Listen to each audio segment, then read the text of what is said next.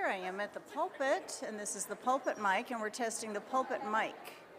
And if somebody would like an extra large t-shirt suitable for wearing at the march tomorrow, Tina and Oscar Salus have an extra large t-shirt available for you to wear. Okay.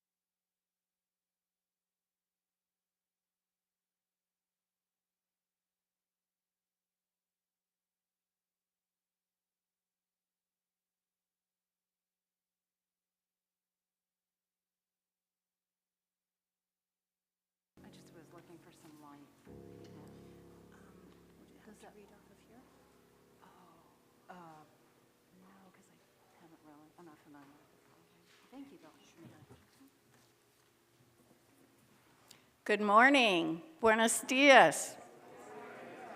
Welcome to First Unitarian Universalist Church of San Antonio. Our weekly worship is where we connect, share information, and inspiration. My name is Diane Duesterhoeft, and I've been a member here at this congregation since 1995. I currently serve as the chair of the Committee on Shared Ministry, and I'm also a member of the Social Justice Committee and the Green Sanctuary team. Let's acknowledge this geographic place where we are currently located, Yanaguana, the home and traditional lands of the Tepalam Coahuiltecan people, the original and indigenous stewards of this land to which we all belong, now called San Antonio, Bexar County, and Tejas. At our church, we strive to enact a universal love that binds us in mutual care and affection, especially in our work for justice, for all and for our planet. Our faith is all-inclusive, and all means all. If you are new to us or visiting for the first time today, we welcome you to fill out a visitor's card that are located in the pews. We'd like to get to know you and follow up with you. Wherever you are on your life's journey, we hope you will find your place with us. And just a couple announcements. As you may have seen on the screen, tomorrow is the MLK March. There's an insert in your order of service. Please sign up if you haven't done so, and look for the gold shirts. And by the way, Sylvia Wheeler will make the Golden Side with Love t-shirts available if you have not purchased one yet and would like to get one. To begin building the beloved community, please reach out and connect to a neighbor you know or don't know and say hello. Please pass the peace very briefly, though.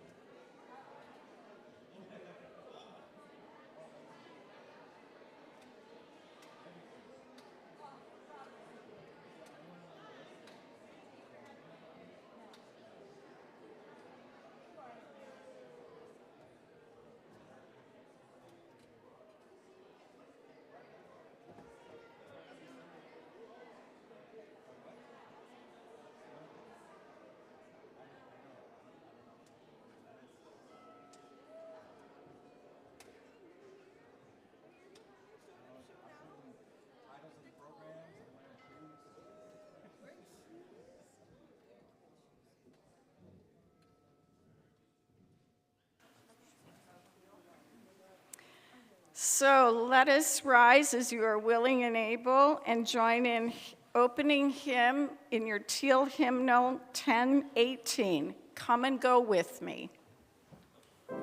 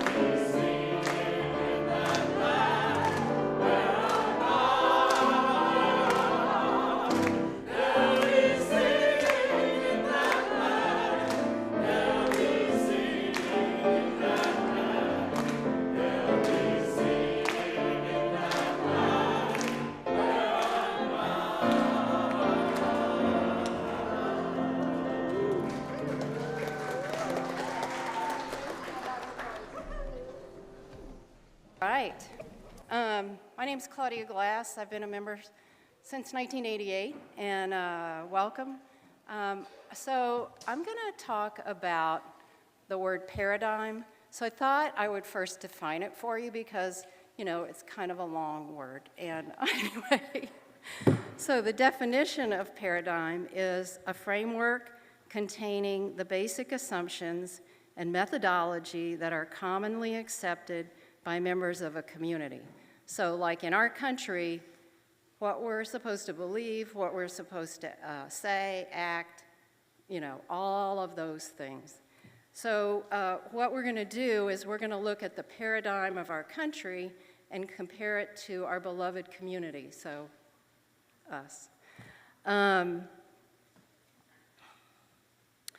These are 10 comparisons, okay? So try to pay attention and figure out which one you like the best. Number one, our U.S. paradigm limits itself to political views and realities. Beloved community is rooted in a religious or spiritual view that recognizes political realities. Number two, our U.S. paradigm divides the world into us and them, and the purpose of power is to control them. In beloved community, there is only us, all of us, and the purpose of power is to restore right relationship. In our U.S. paradigm, number three, rights are the basis for social justice. In beloved community, right relationships are the basis. So what do we have to learn? What does right relationship mean, right? Okay. Number four, our U.S. paradigm puts things at the center. The beloved community puts relationships at the center. Number five, in the U.S. paradigm, issues are seen as problems to be solved. Issues are seen as problems to be solved. In the beloved community, issues reflect a way of life to be transformed. Issues reflect a way of life to be transformed. Number six, the U.S. paradigm reduces identity to status or role. Beloved community recognizes that social identity shapes but does not limit who we are. We are more than our social status, rank, or role. Number seven, our U.S. paradigm is reactive, driven by anger or fear. Beloved community is proactive, motivated by hope. In the U.S. paradigm, social justice is often for other people, right? In beloved community, we engage for our own sake too. And if you have come here to help me, you are wasting your time. But if you have come here because your liberation is bound up with mine, then let us work together. Number nine, our U.S. paradigm focuses on changing the world out there. Beloved community focuses on being the change we want to see. And we know who said that, right?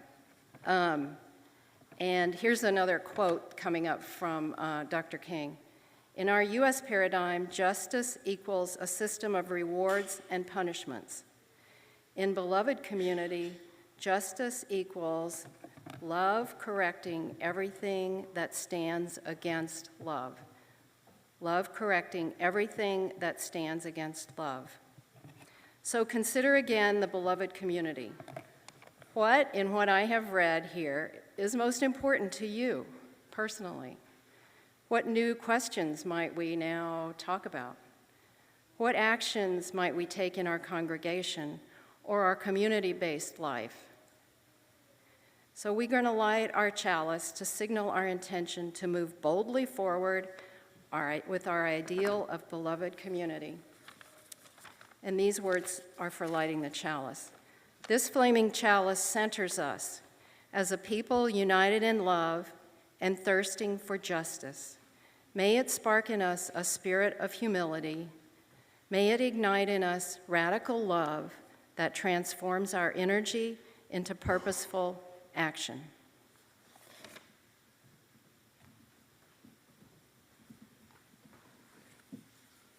Good morning. Buenos dias. We are called as Unitarian Universalists to build the beloved community where all are welcome as blessings. Let's recite our covenant that articulates our promises and binds us together. Please read together with me. Love is the doctrine of this church.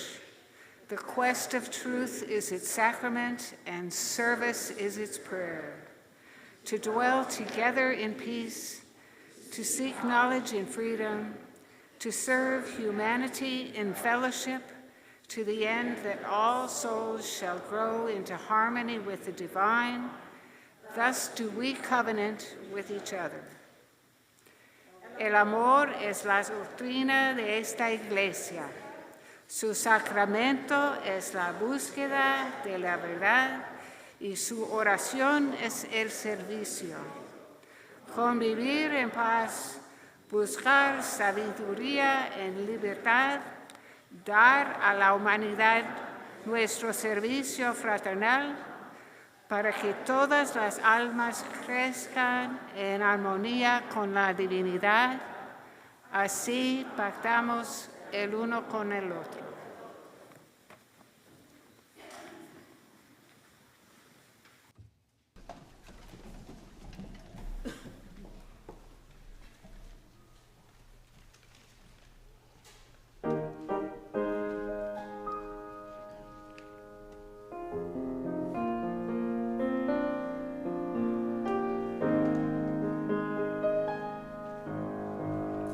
Listen to the sound of my voice.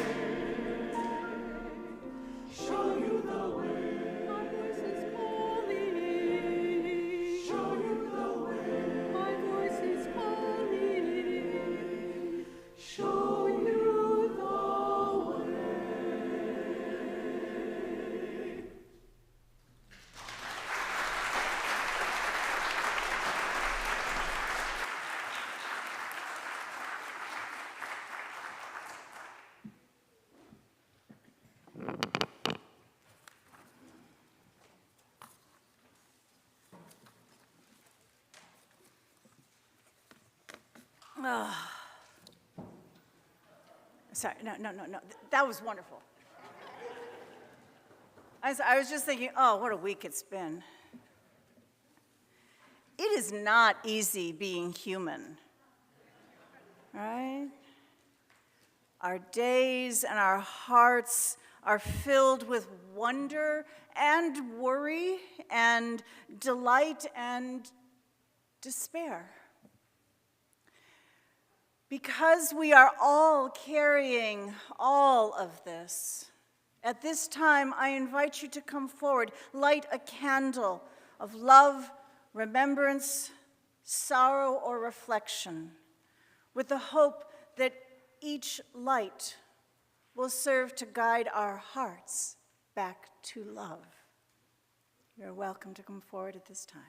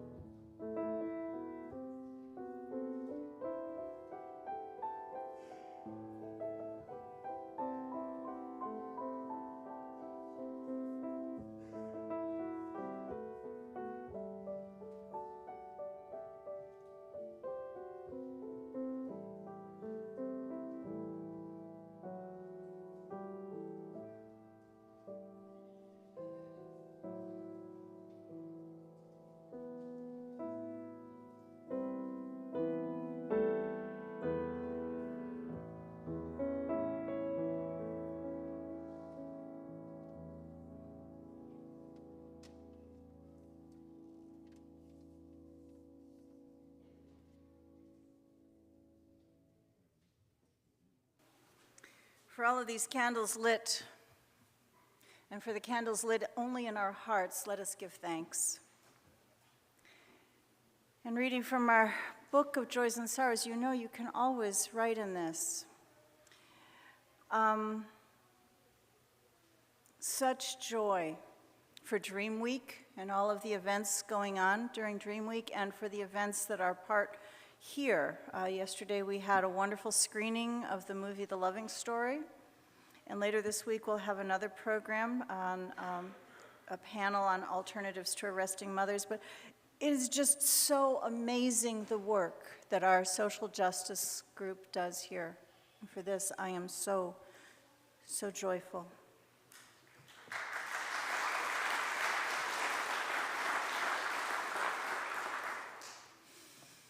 And now,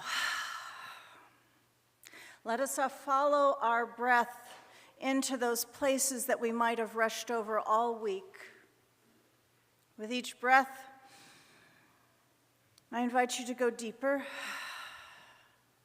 and find that part of your own center that needs inspiration.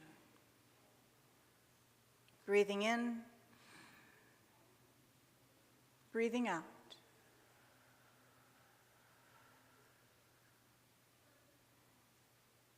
Spirit of love and life, be with me, for this is my exchange with the all that is. With each breath, I release what I can no longer hold. With each intake, I draw in only what I need. And this is how we change with each breath. And this is how we live with each breath. Breathing in and breathing out.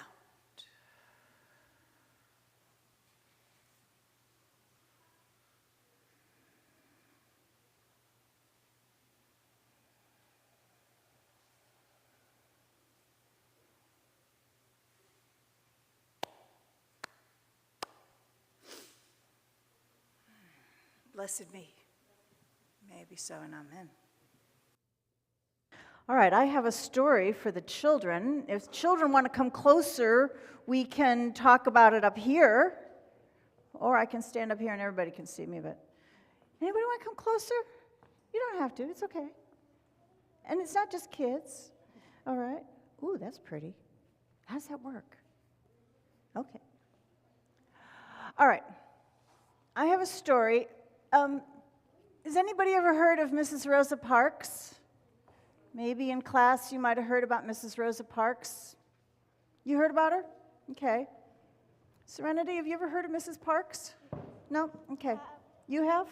Okay, what do you know about her? She didn't give up her seat to a white person, and she got killed by the police. No, my God, dear child, no, she did not get killed by the police. I like doing kid of white. Okay, that's good to hear. But you're right, she did not give up her seat on a bus for a white person, and she got arrested by the police. So for those of you who don't know about Mrs. Parks, not that long ago, in parts of this country, people with darker skin and people with lighter skin had to be separated. That's how everybody thought it just needed to be. So, and that was in the schools and in the restaurants and on the buses. So if somebody with lighter skin got on the bus, they could sit in the front of the bus, and if somebody with darker skin, like my skin or darker than my skin, would have to go sit in the back of the bus. Right? And in one town where that was the law, a woman named Mrs. Rosa Parks one day got on the bus, and she did not sit in the back, even though her skin was darker. She sat in the front. And the bus driver said, "You can't do that." And Mrs. Parks just sat there. And the bus driver got mad. And the bus driver called the police. And yes, she got arrested. All right? Now, sometimes and what happened is it's caused a big stink, and all of the people with darker skin said, you know what, we're just not even going to take the bus anymore. We're just going to strike. We're not going to ride the bus. And so they found every other way.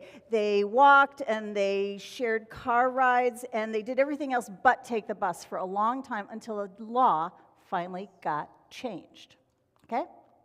Now, Mrs. Parks became very, very well known. And to a lot of people, she became a hero. And then people would talk about how wonderful and amazing she is. And sometimes people would say, well, she didn't get up out of her seat because she was so tired. She'd been working all day and her feet hurt, and that's why she didn't get up. Okay? I don't know how that got started. Okay? Now, Mrs. Parks and her husband moved from where they had lived, where the bus strike was, and they moved up to Detroit, where I grew up. And when I was a child, about your age, our school invited Mrs. Parks to come and visit us at a school assembly. Have you ever been to a school assembly? Right? Okay. Well, Mrs. Parks came to our school assembly, and so we were all excited because we're going to meet Mrs. Rosa Parks, and, we all got into the big assembly room, and here comes this little old lady. She looked like my grandma. Her skin was about like my skin, and her hair was all crinkly white and pulled back into a bun, just like my grandma wore her crinkly white hair. And she had her pocketbook. She looked like my grandma. Well, that was surprising. I thought we were meeting a hero. Huh. Yeah. And then years later, I found out that my Aunt Jeannie had worked with Mrs. Parks. In fact, she had gone and would help Mrs. Parks at her house to get her paperwork all in order and help her with her letters and her finances. And I was like, Aunt Jeannie, you never told me you worked for Mrs. Parks. She said, oh, yes, she was such a nice lady. I said, you got to tell me more. So my Aunt Jeannie told me everything she could. I said, what do you think Mrs. Parks wanted us all to know?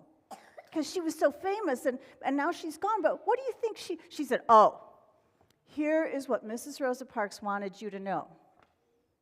She was not tired. She was sick and tired. Okay? And the whole thing, her sitting on that seat and not getting up, that was planned. A lot of people had all come together and planned, okay, how's this going to work? You're going to sit there. And she said, I'm going to sit there. And they said, and then if this happens, then we're going to do this. And so it was a whole lot of people working together. She was not tired. So if anybody tries to tell you, well, her feet hurt after a long day of working as a seamstress, you can say, no, she was not tired, okay? So I'm telling you all this because sometimes you're going to hear nonsense, and you're just going to have to, you might think it's truth, but you're going to have to listen a little bit and ask more questions. And I also am telling you this because I want you to know that sometimes people who do amazing, courageous, heroic, brave things look like your grandma. And that's okay. Grandmas are pretty amazing people. All right. Do you have any questions about any of this? Okay. All right. I want you to know I love you all so very much. I think you are interesting and important and beautiful people, and I always look forward to seeing you. I love you so much, and I want you to know that all of the people here think that you are beautiful, important, and interesting people, and we love you so very much. Okay? All right. I remember seeing something that was similar like that. Yeah, it happens. Good information. Hey, let's sing our children. Children, you are welcome to go sit with your families, or you can go to the playground. Your choice. Let's sing.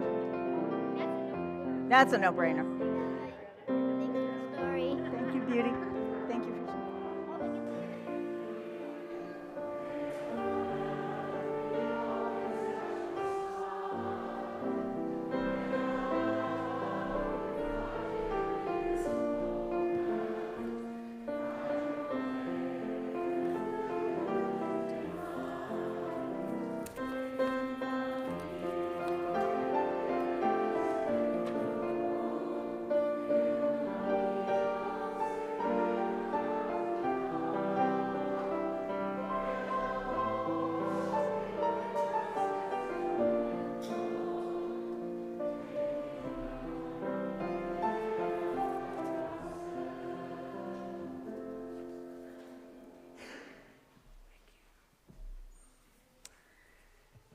Each year, on the Sunday before Martin Luther King Day, the Social Justice Committee of this church presents the Courageous Love Awards to several individuals or organizations from our larger San Antonio area who have shown courage and touched our hearts by making such a positive difference in our community. With their actions, these local heroes fight unwaveringly for justice and demonstrate powerful respect and love for other people. These are actions that reflect values that we as Unitarian Universalists hold dear. A little announcement goes along with this. We'd like to invite the congregation and guests to please take a moment after the service to meet our awardees and have some cake and punch on the patio after the service. And now we're going to present the Courageous Love Awards for this year. So if I could ask our recipients and presenters to come forward up to the dais.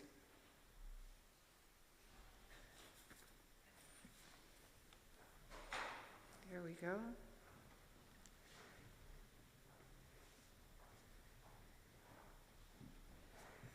Thank you. And Rico, will you be able to come as well?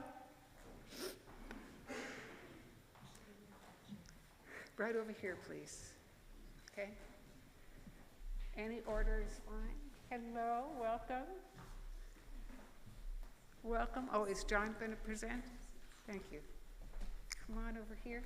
If you come in front, then people can see you. Oh, I'm sorry. Oh, you were okay.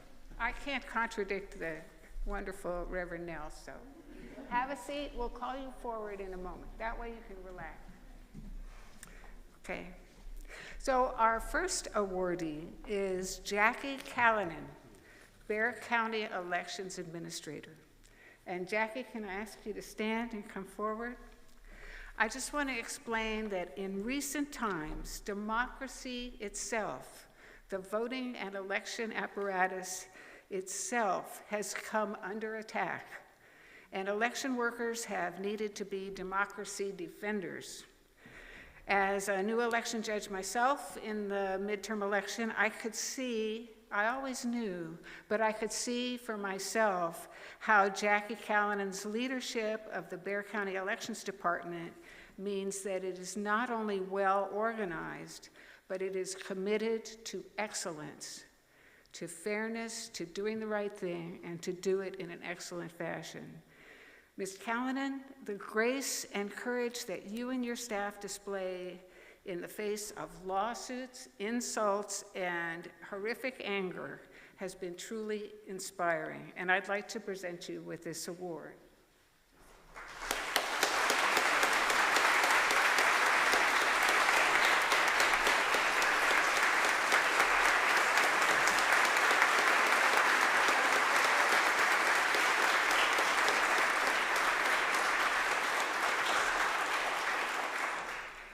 Thank you all. This has touched my heart, and I want you to know I'm only accepting this for my staff, myself and my staff, but a fantastic staff. And I had words that I wanted to say to thank you, but being here today and sitting and hearing Ms. Claudia Glass and her paradigm shift was so moving and so touching and so right on spot. This election was difficult, as Dr. Jan just said. We had to harden our office, but we didn't harden our hearts. We continued to help and assist everyone. But this gesture, this award, this recognition will help heal so many of my staff's hearts. Thank you very much.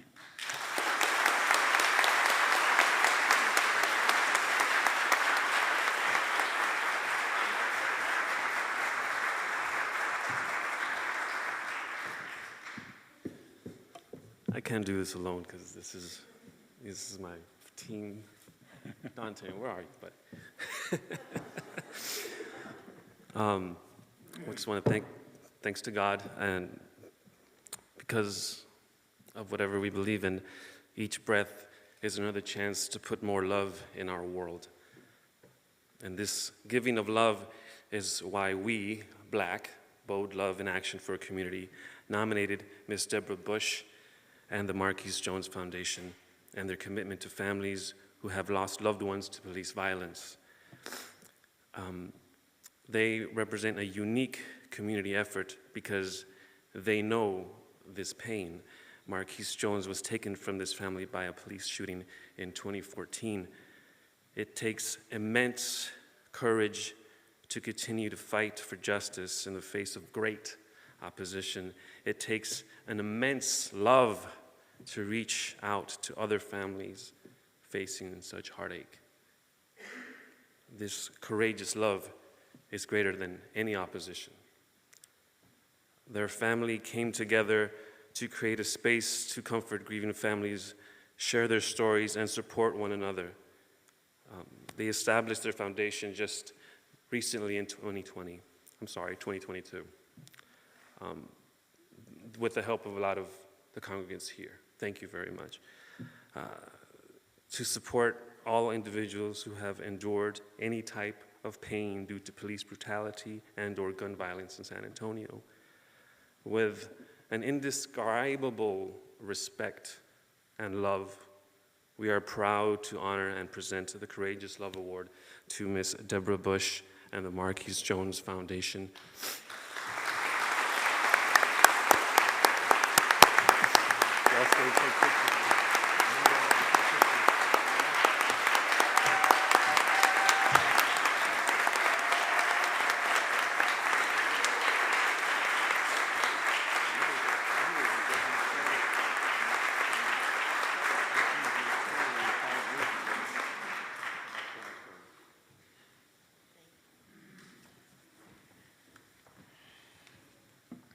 I just want to say thank you to all who have supported us, have been there for us. I want to give honor to God that gave me the strength to do what I can and what I will continue to do, and also the love and support of my family. Without them, I couldn't keep going without their love and their support. So I thank you all who have supported me, and thank you for the award. Sorry.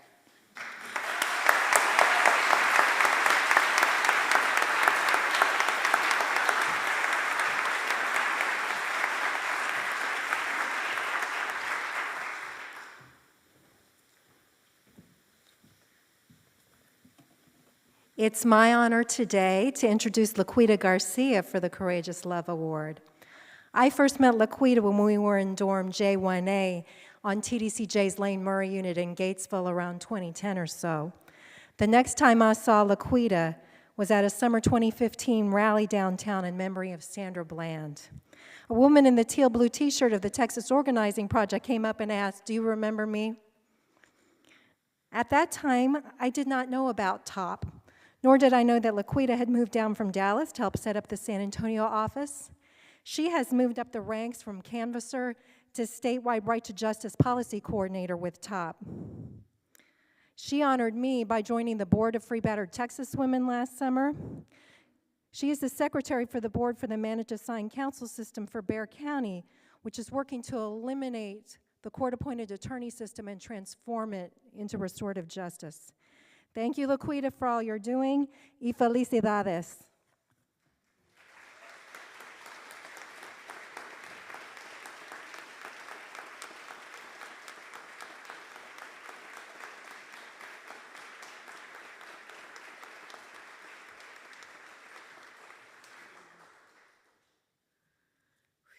Finally breathe without that mask.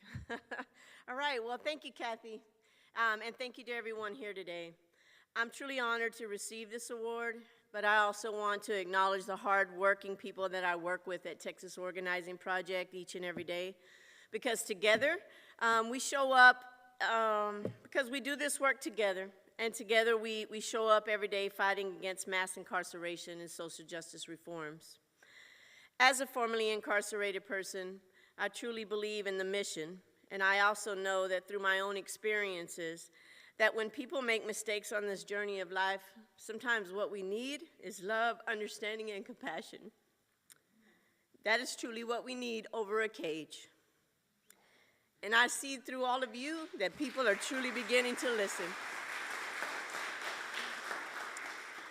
I'm just truly happy that each and every day, this is exactly what I get to do through the work, and that is to show people love, compassion, and understanding. Thank you so much for honoring that work through this award, and I appreciate everything that you do each and every day.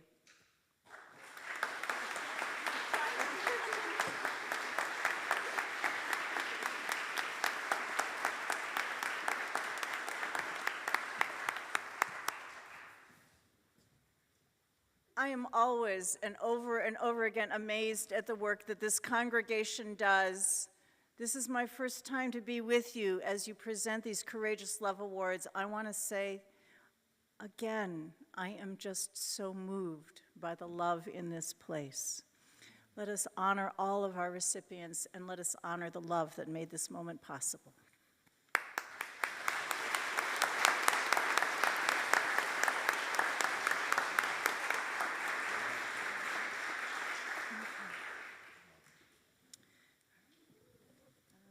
Mary? You're welcome to return to the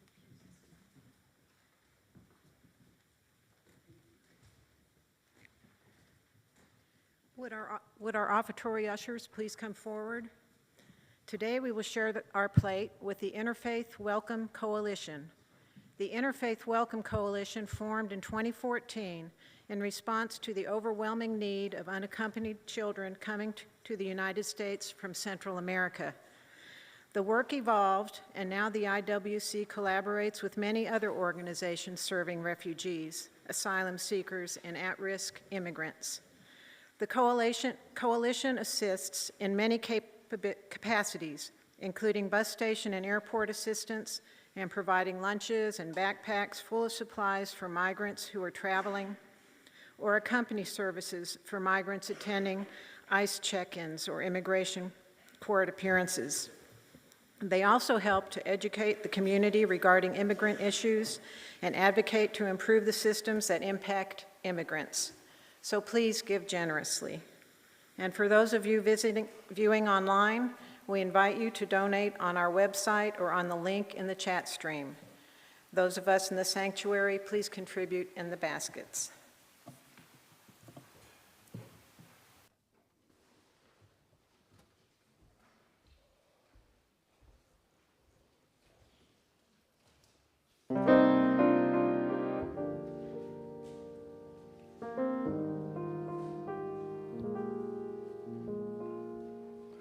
Go out and tell your story.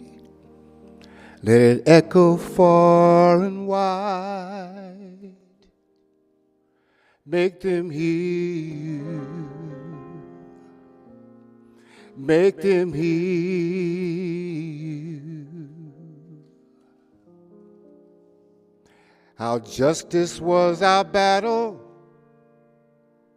and our battle was denied. Make them hear you. Make them hear you. And say to those who blame us for the way we chose to fight, that sometimes there are battles that are much more than black or white. And I could not give up my power when justice was my right.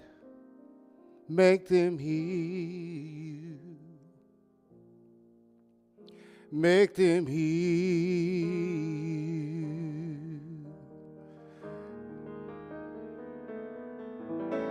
Go out and tell your story to your daughters and your sons. Make them hear you. Make them hear you. and tell them in our struggles we're not the only one. Make them hear you. Make them hear you.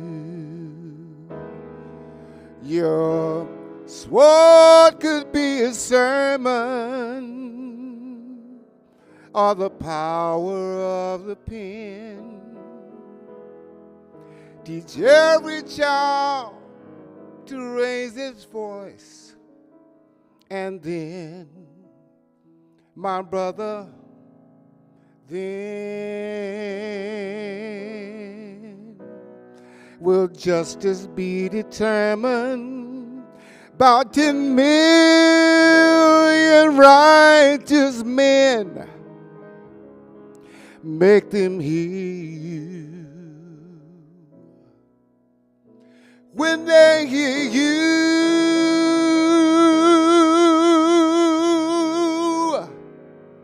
I'll be near you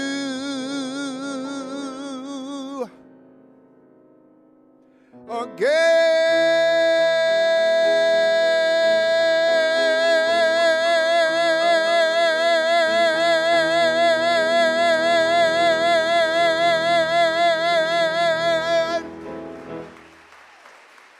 Thank you.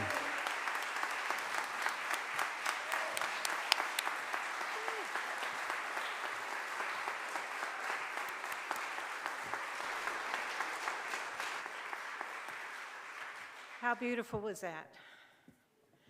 In his Nobel Prize acceptance speech, Martin Luther King described his belief that people everywhere could have 3 meals a day for their bodies, education and culture for their minds, dignity, equality, and freedom for their spirits. This belief, this vision, is also shared by Unitarian Universalists.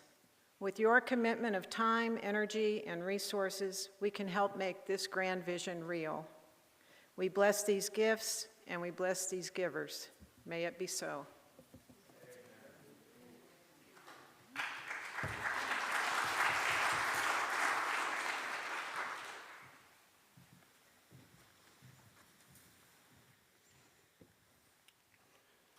Got to fix the hardware under the mask now. There we go. Hello. My name is Lito Buhandamore. I and my wonderful wife, Ruth, have been members of First UU San Antonio since 2010. Currently, I serve on the Committee on Shared Ministry, and last November, I attended a 3-day anti-racism workshop with several members of our congregation. There was so much to discuss and process, but let's see what I can squeeze in under 8 minutes, shall we? One of the things we explored was how we've been socialized since birth.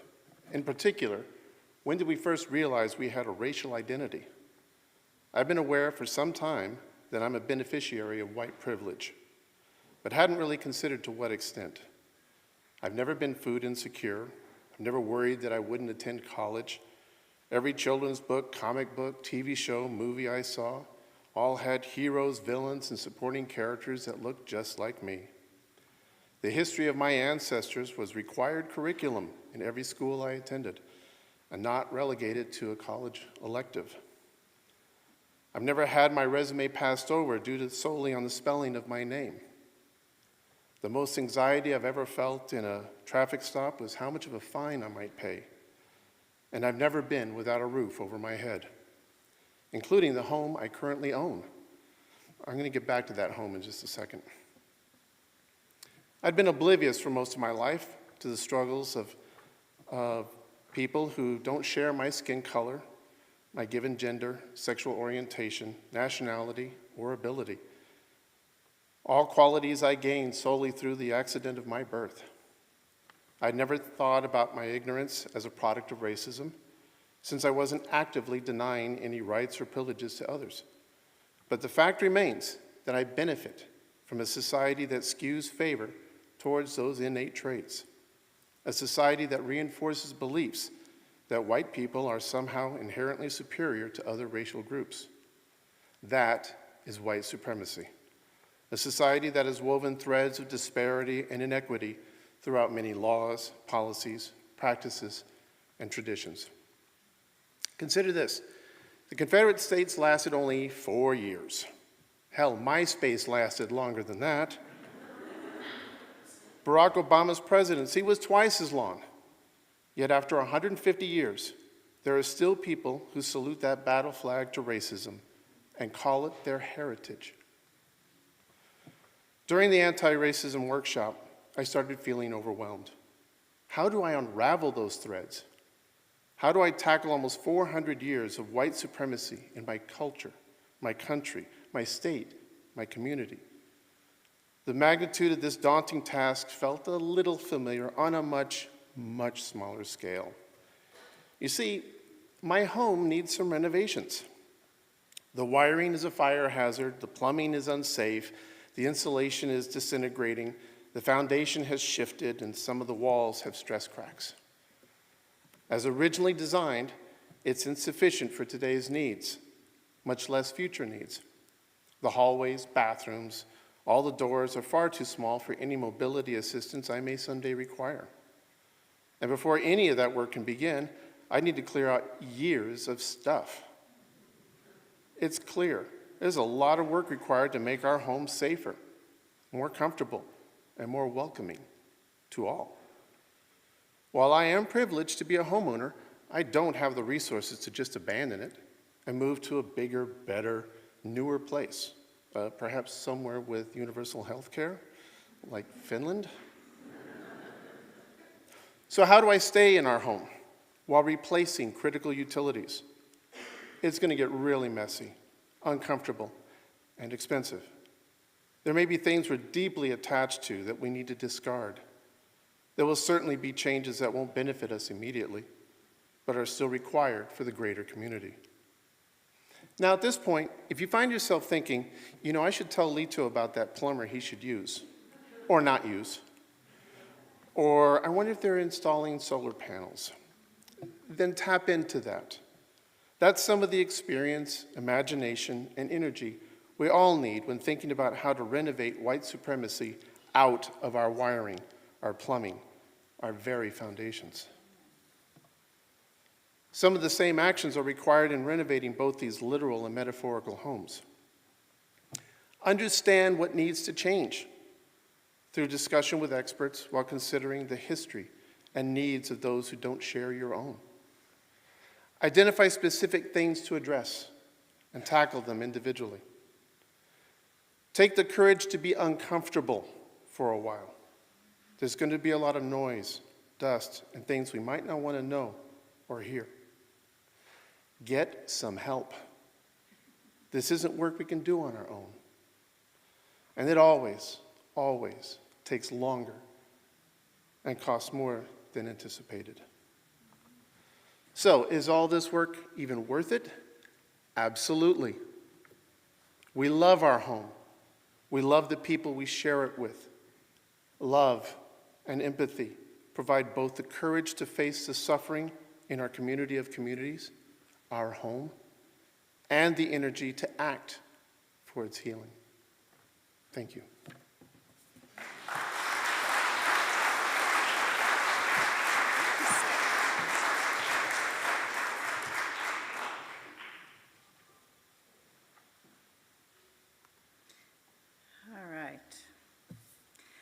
I need to apologize in advance to any visitors, any guests, because I'm afraid what I have to offer is kind of insider baseball.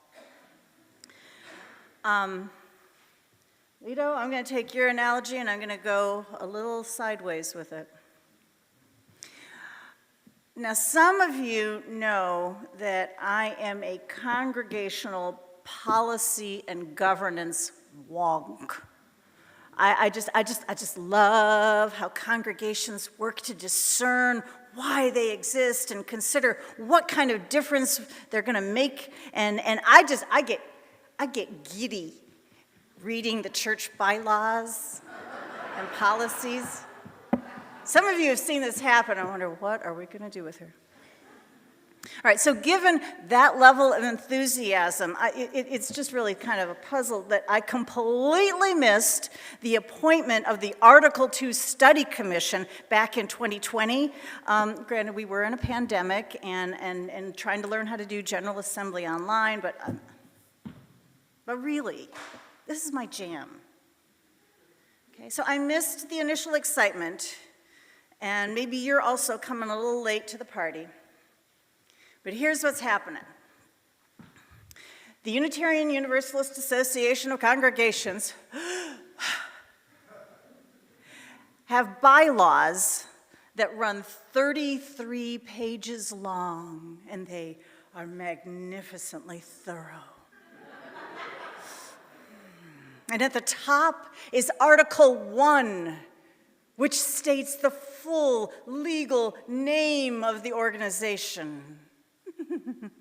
And then just below it is Article 2 that articulates why the organization exists and what it's supposed to be doing. And then buried many, many pages deeper in the document is Article 15 that outlines how the amendments, any amendments to the bylaws are to be made. Okay? And deep within Article 15 are the instructions that Article 2 is supposed to be thoroughly reviewed and studied at least every 15 years. Okay? Wonky. And indeed, Article 2 has been revisited and revised several times since the two denominations, the Unitarians and the Universalists, consolidated in 1961. However, the last really big change was made in 1984 when the 7 principles were adopted, right? There were not 7 principles before 1984. There were other principles, not 7. Okay, and since then, over the years, some minor changes were made, but here it is, nearly 40 years later with no major changes. Okay, well, so if they were good and sound, why change anything? Okay, I'm gonna make this personal. Lito talked about his house. I'm gonna talk about me. Because the UUA and I are the same age. We were both birthed in 1961. And so the principles were adopted when we were 22. Now, if you are no longer in your 20s, can you look back and remember what you were like when you were 22? I'm sure you were a lovely person. I know you were. However, can you imagine having to live with only your 22-year-old insights and wisdom, even as the rest of the world kept on changing, right? If you did that soon, other people would start to kind of see you as oddly immature.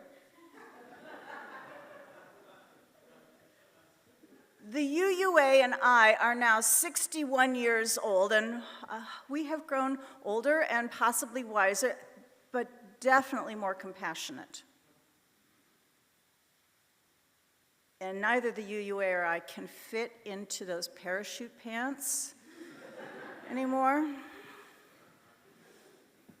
And our children are holding us to our promises. As a living tradition, change is commanded to us across the generations. Now, these are bylaws.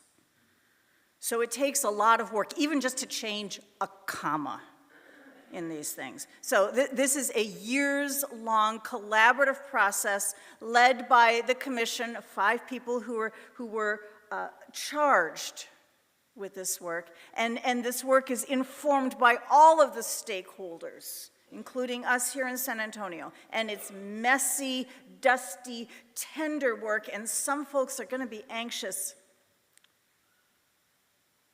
But do you remember the first time you read the 7 principles? Did you say? Yeah, that sounds just about right. Maybe you said that? Well, if they do their work really well, the study commission will come up with guiding words that are just as exhilarating and challenging, and that will make the UUA and our congregations a better place for all souls to begin building the beloved community. In the coming weeks and months, you will all have chances to learn more about this work. If you are just really precocious and just think policy is interesting, you can go ahead right away. You can go to the UUA's website and read all about the goings on. And if you dig deep enough, you can find the bylaws and go, and oh, you might even find, there's this just really great piece there. It's called The UUA Bylaws, a Study in Ambivalence. It's a heck of a read, if you're a nerd like me. Okay, that's what's coming. Change is coming, because change always comes. May it be so, and blessed be. And let us have our closing hymn, number 169, We Shall Overcome.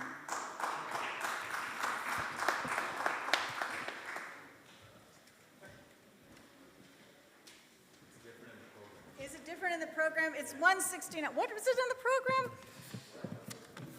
You want that one instead? Oh, yeah, no, we're going to sing that another day. I'm so blessed. I'm so sorry. We try. Bless our hearts, we try.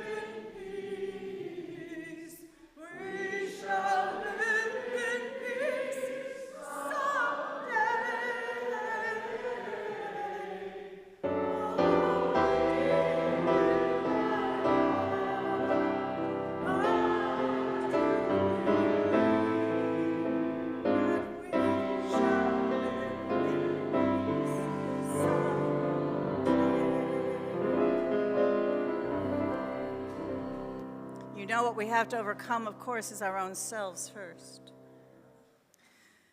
The words for our benediction today are good words indeed. They come from the eulogy that Dr. King delivered for Reverend James Reeb. And if you don't know him, he was the Unitarian minister who was killed in Selma in 1965. Go look him up. He was a good man. Here are some of Dr. King's words. So I can say to you this afternoon, my friends, that in spite of the tensions and uncertainties of this period, something profoundly meaningful is taking place. Old systems of exploitation and oppression are passing away. Out of the wombs of a frail world, new systems of justice and equality are being born. Doors of opportunity are gradually being opened. Those at the bottom of society, shirtless and barefoot people of the land, are developing a new sense of somebodyness, carving a tunnel of hope through the dark mountain of despair. People who stand in darkness have seen a great light. Here and there, an individual or group dares to love and rises to the majestic height of moral maturity. This was Dr. King's hope, that we would finally dare to love and to rise to the majestic height of moral maturity. Let us take up that work. Let us dare. Let us love. May it be so, and go in peace.